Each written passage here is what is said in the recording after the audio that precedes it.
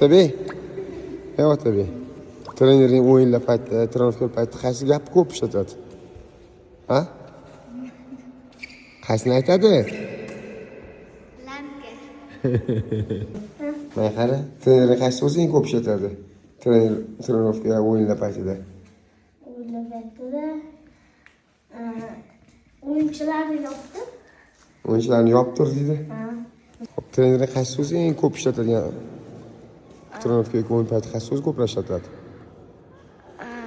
Xato qilganda to'g'rilash kerak. Deydimi? Ha? Yaxshimisan? Trenerin trenovka yoki o'yinlar paytida ko'pdi. Qaysi so'zni eng ko'p ishlatadi? Qaysi gapni ko'proq gapiradi? Qattiqroq tep. Qattiqroq tep deydimi? Bekzod, trenerin qaysi gap ko'p ishlatadi trenovka paytida? Pas ber. Ko'proq pas ber deydi. Muhammad Amin, trenerlarning o'yinlar paytida, trenovkalar paytida qaysi gapni, qaysi so'zni eng ko'p ishlatadi? Lanka. Lanka. Trenerlar mana shu o'yinlar paytida yoki trenovkalar paytida qaysi gapni eng ko'p ishlatadi? Qaysi so'zni?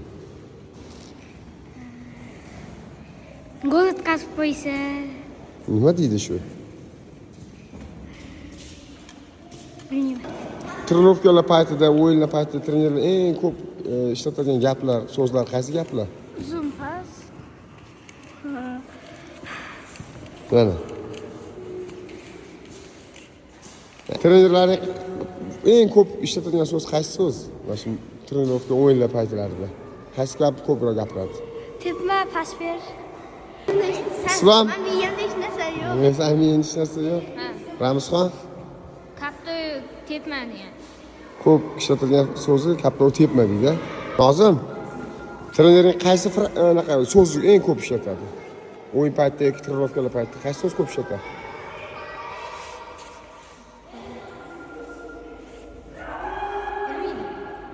Nega?